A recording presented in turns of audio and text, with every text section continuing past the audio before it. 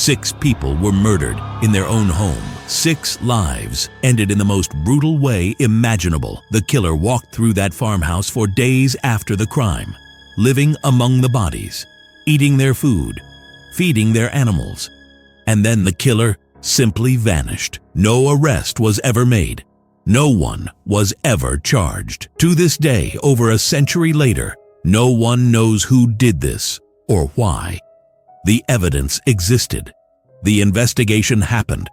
But justice never came. Imagine living in a world where someone could slaughter an entire family and just walk away, where the killer could be so bold, so calculated, that they stayed at the crime scene for days, going about daily routines as if nothing had happened. Today, we're diving into one of the most disturbing unsolved murder cases in history, a massacre so chilling that it still haunts investigators more than 100 years later. This is the story of how 6 innocent people were brutally killed on an isolated farm, how their murderer remained in the house with their bodies, and how, despite massive investigations involving hundreds of suspects and countless theories, no one has ever been arrested. This case will make you question everything you think you know about justice,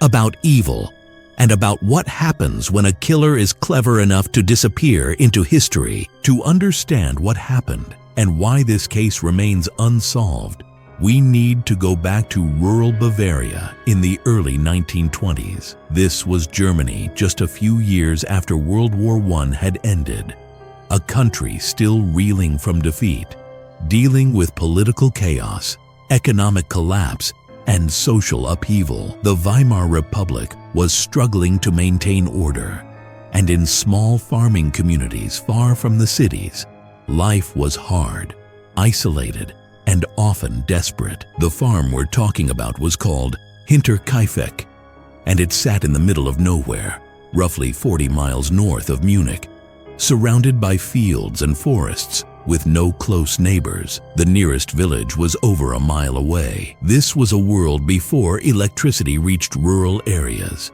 before telephones were common in farmhouses, before modern forensic science existed. When something happened on a remote farm like this, you were truly alone. The police force was understaffed and undertrained, dealing with the aftermath of war and political violence that was tearing Germany apart. Solving a murder in 1922 meant relying on witness testimony, physical evidence you could see with your naked eye, and a whole lot of detective work that was more guesswork than science. There were no fingerprint databases, no DNA analysis, no psychological profilers. If you wanted to catch a killer, you needed a confession, a witness, or extraordinary luck. This was also a time when rural communities were tight-knit but secretive, where family scandals were buried rather than discussed, and where outsiders were viewed with deep suspicion. In this environment, if someone wanted to commit murder and disappear, the chances of getting away with it were disturbingly high. The family who lived at Hinterkaifeck was the Gruber family, and they had been working that land for generations. Andreas Gruber was 63 years old in March of 1922, a widower who had spent his entire life as a farmer. He was known in the community as a harsh man, stern and difficult, not someone people went out of their way to befriend. Those who knew him said he had a temper and could be cruel, especially to those who worked for him. His wife had died years earlier, leaving him to run the farm with the help of his family. Living with him was his daughter, Victoria Gabriel, who was 35 years old and had her own tragic story. Victoria had been married to a man named Carl Gabriel, but he had disappeared during World War I, presumably killed in action, though his body was never found. She had been left to raise their daughter, Kazilia, alone, a 7-year-old girl who by all accounts was sweet and innocent, and had no idea how hard life had become for her family. Also living in the house was Victoria's son Joseph, who was just 2 years old, a toddler who was too young to understand anything that was happening around him. There was something dark hovering over this family, something that people in the village whispered about but never said out loud. Rumors circulated that Joseph was not the son of Victoria's missing husband, but rather the result of an incestuous relationship between Victoria and her own father, Andreas. These rumors were never proven, but they were persistent enough that everyone in the area seemed to know about them. Whether true or not, this secret, this shame, hung over the Gruber household like a shadow. The final member of the household was Maria Baumgartner, a 44-year-old widow who had just started working as the family's maid a few days before the murders. She had replaced the previous maid, who had quit suddenly, claiming the farmhouse was haunted. Maria needed the work desperately and had ignored the warnings,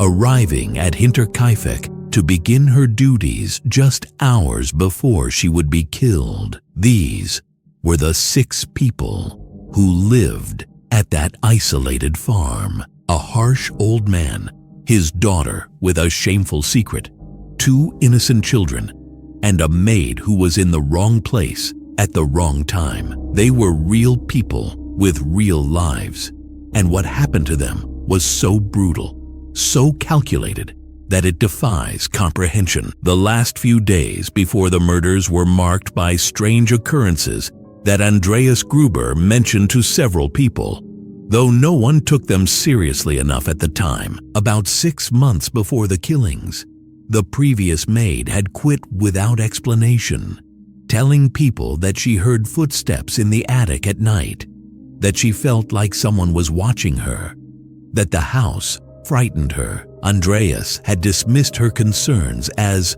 superstition and hired Maria Baumgartner to replace her. Then, just a few days before the end, Andreas told neighbors about finding footprints in the snow leading from the forest to the farm, but no footprints leading back. Someone had walked to the property and apparently never left, or at least never left the way they came. He also mentioned that he had found a strange newspaper on the property, one that no one in the household had purchased. Then there were the keys. Andreas discovered that keys were missing, and he believed someone had been in the house. He heard sounds in the attic at night, creaking floorboards, movements that shouldn't have been there. His daughter Victoria mentioned hearing these sounds too, but this was rural Bavaria in 1922, and people were practical,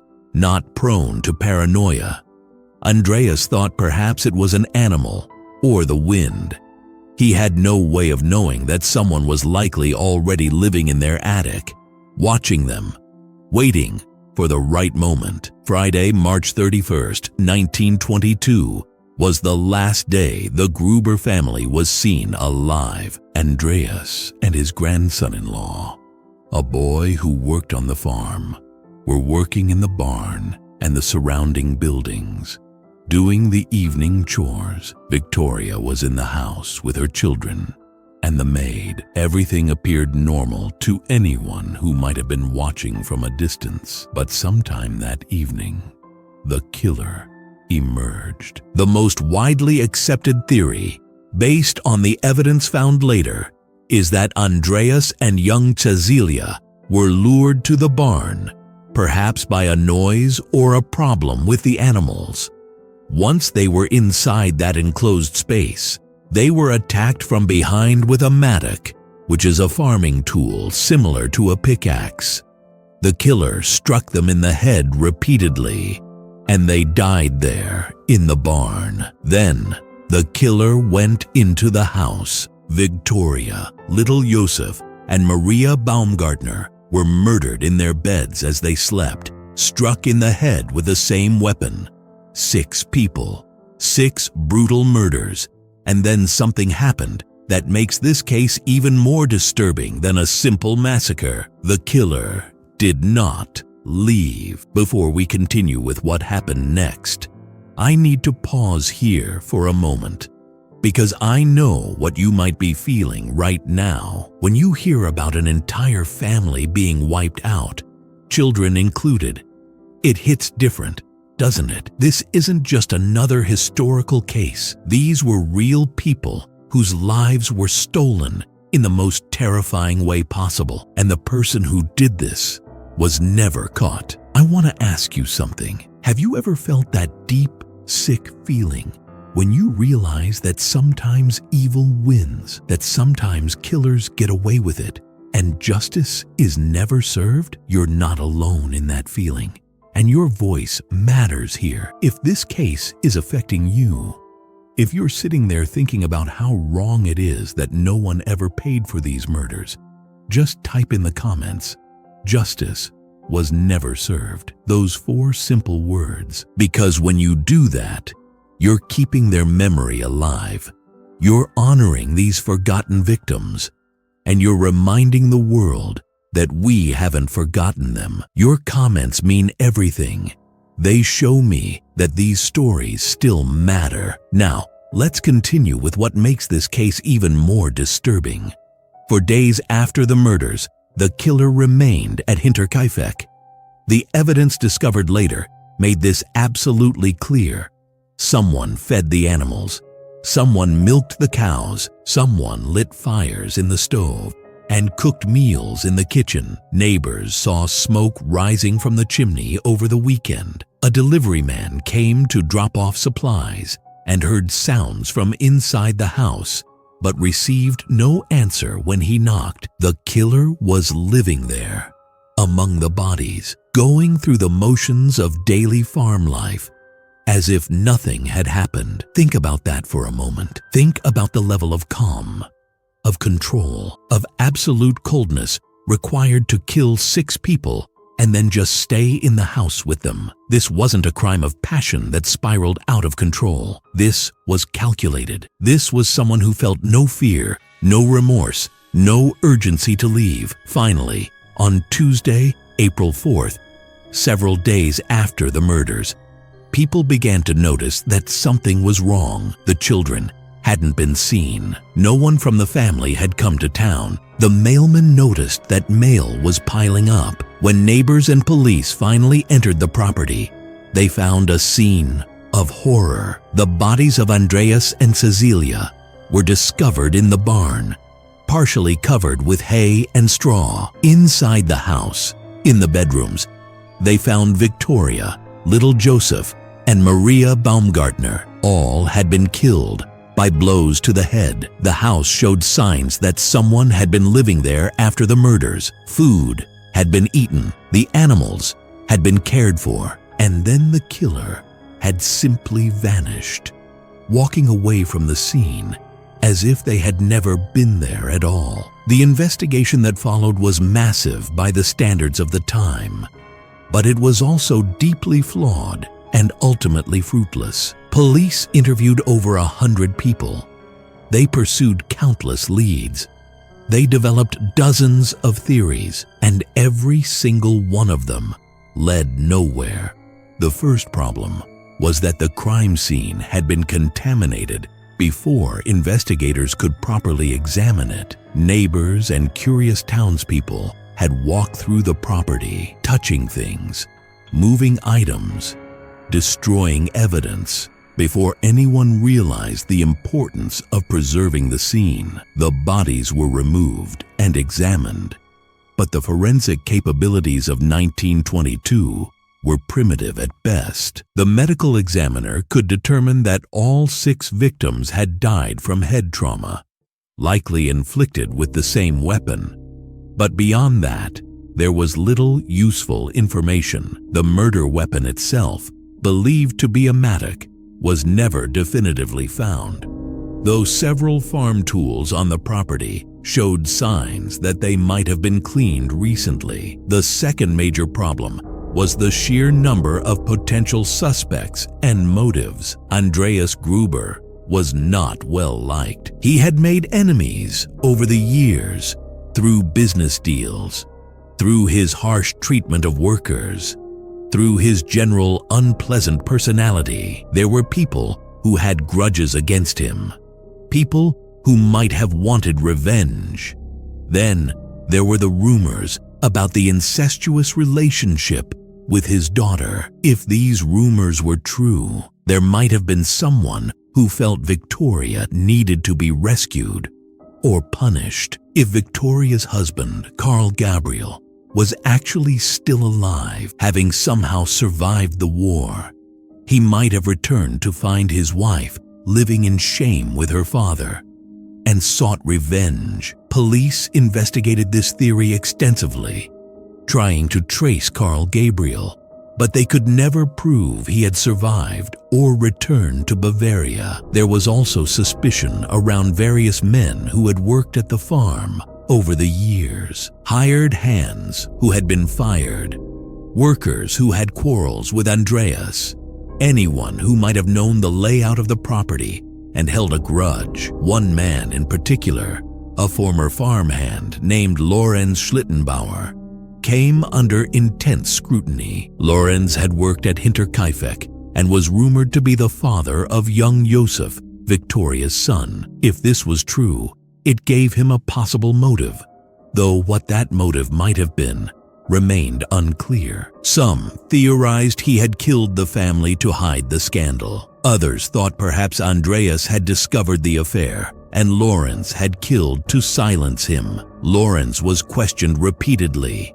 His alibi was checked and rechecked, but nothing concrete ever connected him to the crime. The investigation also ran into the problem of time. By the time authorities realized the full scope of what had happened, days had passed. The killer had had plenty of time to leave the area, to establish an alibi elsewhere, to dispose of evidence. Whoever did this had been smart enough to stay calm, to wait, and then to slip away unnoticed. Perhaps the most frustrating aspect of the investigation was the evidence that someone had been living in the attic before the murders. The footprints in the snow, the strange sounds, the missing keys, all suggested that the killer had been watching the family, planning, waiting for the right moment. But who could have lived in that attic for days or even weeks without being discovered? And how did they know the farm well enough to move around undetected? These questions were never answered. I can tell you're as invested in this case as I am. If you want more stories like this, hit that like button and subscribe so you don't miss what comes next. Now, back to the investigation, because things are about to get even stranger. The police continued their investigation for months, eventually years, but they could never build a strong enough case against anyone. Dozens of people were considered suspects. Some were even arrested and held for questioning. But one by one, they were all released. There simply wasn't enough evidence. Over time, the case became famous in Germany. One of those unsolved mysteries that captured the public imagination. Newspapers covered it extensively. Psychics and amateur detectives offered their theories. Even decades later, people were still talking about Hinterkaifeck, still trying to figure out what happened. In recent years, modern investigators and historians have re-examined the case using contemporary forensic methods and psychological profiling. But even with these tools, the mystery remains. The farmhouse itself was torn down in the 1920s, destroying any remaining physical evidence. The skulls of the victims were preserved for forensic study and were kept at the Munich police headquarters. But even these were eventually lost during World War II. Almost all of the physical evidence that might have helped solve the case with modern technology is gone, destroyed by time and war and simple neglect. So what really happened at Hinterkaifeck on that March night in 1922? Even now, more than 100 years later, we have no definitive answer. and the theories that have emerged over the decades are as varied as they are disturbing. The most persistent theory involves Lorenz Schlittenbauer, the former farmhand, rumored to be Joseph's father. Supporters of this theory point to several suspicious facts. Lorenz was one of the people who discovered the bodies, and witnesses said he seemed to know where to look, as if he already knew what he would find. He was familiar with the farm's layout. He had a possible motive if Andreas had threatened to expose the affair, or if Victoria had rejected him, and his behavior during the investigation was reportedly evasive. But here's the problem with this theory. Lorenz had an alibi for the time of the murders. Multiple people placed him elsewhere. Yes, alibis can be fabricated, but the police investigated him thoroughly and could never break his story or find concrete evidence linking him to the scene.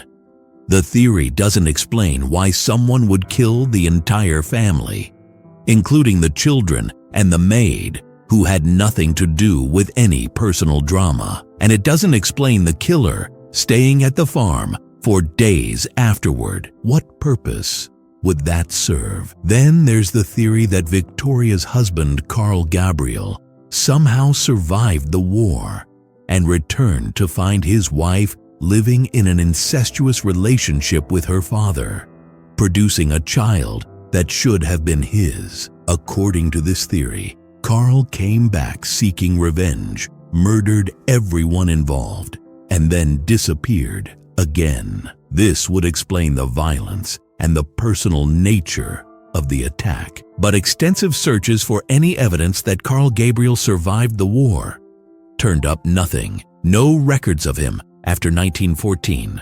No sightings, no paper trail. If he did come back, he did so as a ghost, and then became a ghost again. Another theory suggests the murders were committed by a drifter or vagrant, someone passing through the area who knew the farm was isolated and thought he could rob it. This person might have hidden in the attic, watched the family to learn their routines, and then struck when he felt confident he could get away with it. After killing everyone, he stayed to search for valuables and supplies before moving on. This theory explains why the killer had no personal connection to the family and why he felt comfortable staying at the farm afterward.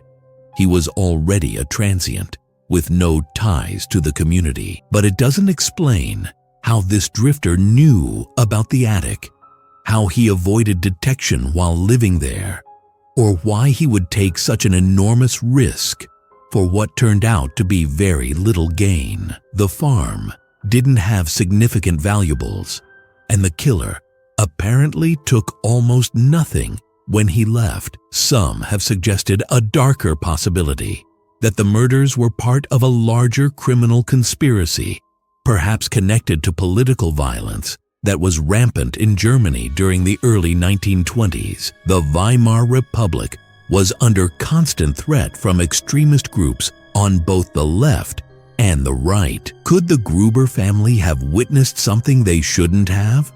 Or been connected to something dangerous? This theory has never gained much traction because there's no evidence the family had any political involvement or connections to criminal organizations. They were just farmers trying to survive. Then there's the evidence that doesn't fit any theory comfortably. The footprints in the snow that led to the farm, but not away. The newspaper that didn't belong to anyone in the household. The sounds in the attic that multiple family members heard in the days before the murders. The keys that went missing. All of this suggests careful planning, stalking, preparation. But it also suggests someone who knew the farm intimately, who understood the family's routines, who could move through the property without being seen. Was this an inside job by someone the family trusted? Or was it an outsider who was simply that good at surveillance and patience? Perhaps most haunting is the question of why the killer stayed after the murders. This behavior is almost unprecedented. Most killers flee immediately, desperate to put distance between themselves and the crime.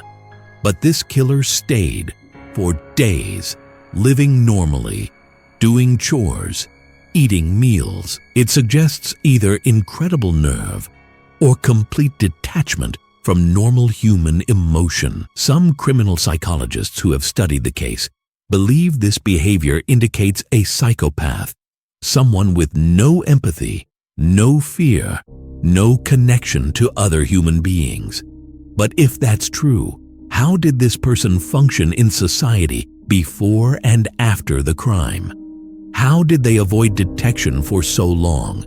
And where did they go when they finally left Hinterkaifeck? The questions multiply the more you examine them.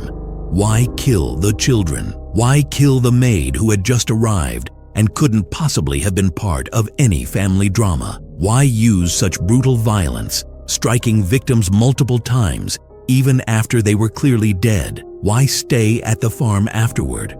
Why leave so few clues?